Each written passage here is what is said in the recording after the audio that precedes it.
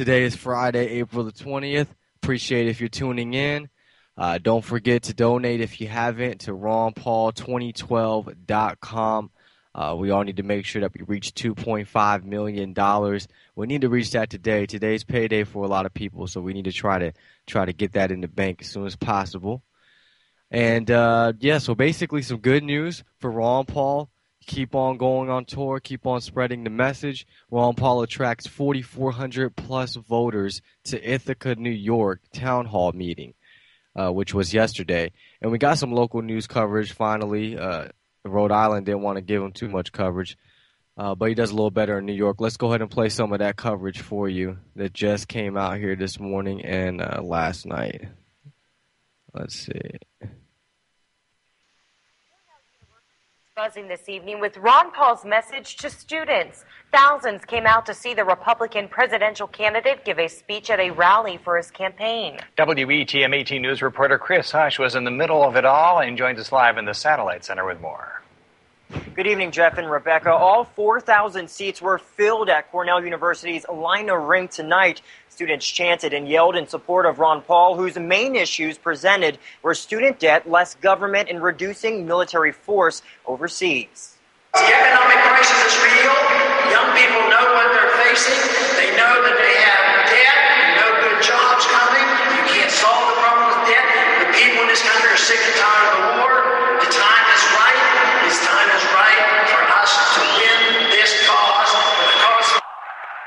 In his speech, Ron Paul focused on economic troubles that he says started because of the government having too much power. He says the only way students will get out of debt is for there to be good jobs available when they graduate. Ron Paul says he is happy with tonight's turnout, and students say they support Ron Paul for a number of reasons.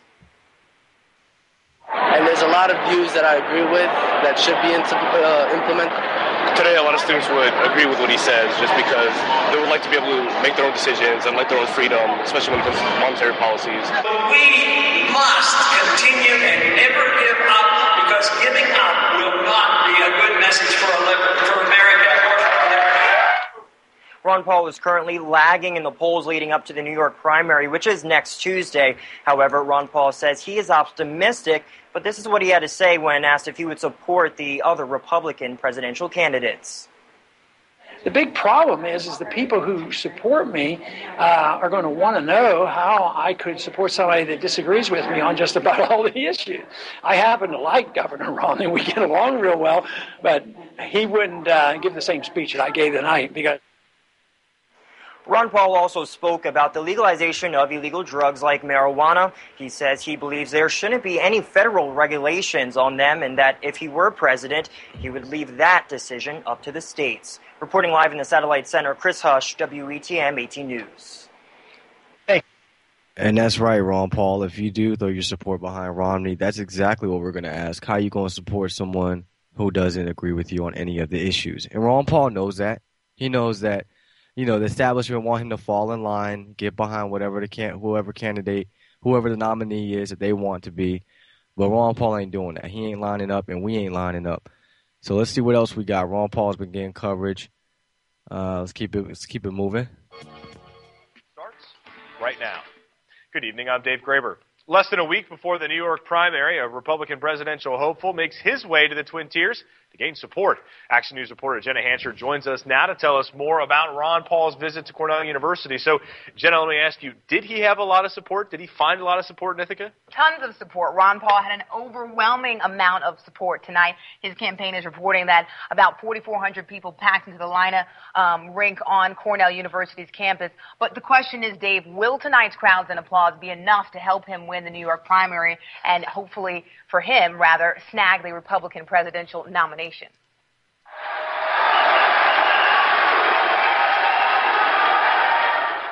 Tonight, the Texas congressman says he wants to take people to the future of liberty. The presidential hopeful is in favor of limited constitutional government, citing, among other issues, that the Patriot Act should be repealed because he says it is intrusive and unpatriotic. Despite tonight's crowds, Paul has yet to gain any traction in the polls or win a state primary. However, the Republican told me tonight that he's not backing down anytime soon, and his supporters are happy he's still in the running.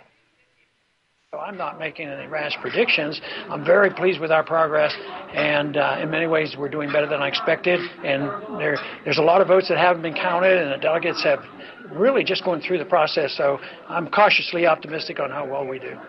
Bringing back our liberties, bringing back our freedoms, making our government smaller and less intrusive on, our personal liberties and freedom, and to bring us back to prosperity. The New York State primary is just 5 days away on April 20th.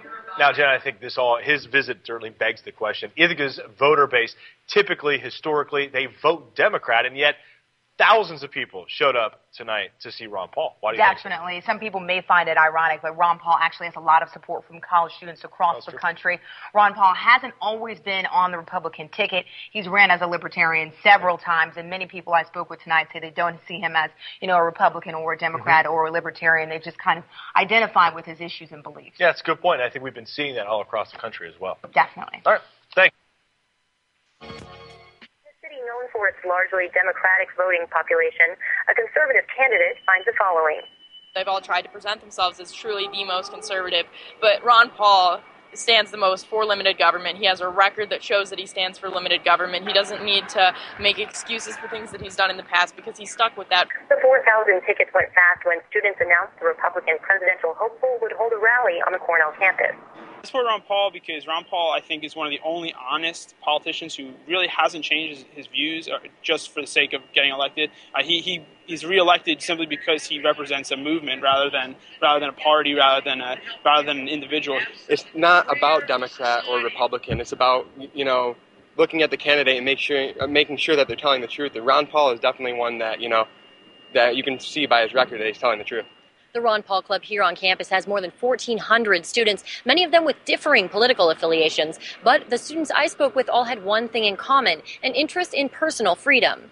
He represents a lot of issues that college students like me really think are important and should be taken into account when politicians make policy decisions. Although he won't likely win the majority of votes inside these political lines, he will walk away with fierce loyalty from this group of supporters.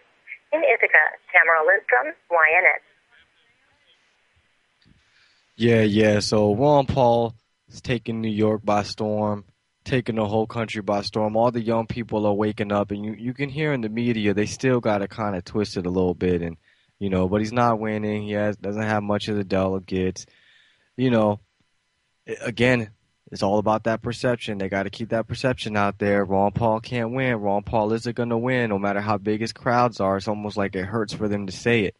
But it's just going to keep getting bigger and bigger and bigger. And it's almost like, Ron Paul could almost fill out any place he goes. It just depends on how many seats there is. That's what it seems like. I mean, when I was at UCLA, we had people outside that couldn't get in there screaming his name, still waiting outside while he's there speaking. So, it's awesome, man. Again, if you haven't been to a Ron Paul rally, you need to get there. It's a great experience, great energy in the air. Now, some good news here for today at the Post-Gazette. No seats are left for the Ron Paul Town Hall. That's right. The Ron Paul Town Hall is supposed to take place at the University of Pittsburgh Friday, April 20th, which is tonight at 7 p.m. Eastern Time, Soldiers and Sailors Memorial Hall Auditorium, 4141 5th Avenue, Pittsburgh, Pennsylvania, 15213. And also Ron Paul will be in Philadelphia on Sunday, April 22nd on Independence Mall at 1 p.m. Eastern Time. That's the south side of Independence Mall, 1 North Independence Mall West, Philadelphia, 19106. All right, and we'll head into our first break. I'm Paco. You're listening to Occupy the Media. We'll be back.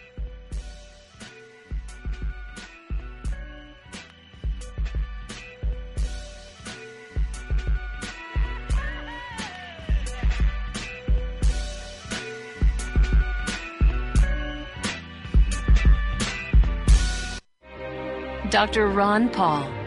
More than 4,000 babies delivered. A man of faith, committed to protecting life. This whole notion of life not being valuable just is something I was never able to accept. I happened to walk into an operating room where they were doing an abortion on a late pregnancy. They lifted out a small baby that was able to cry and breathe. And they put a little bucket and put it in the corner of the room and pretended it wasn't there.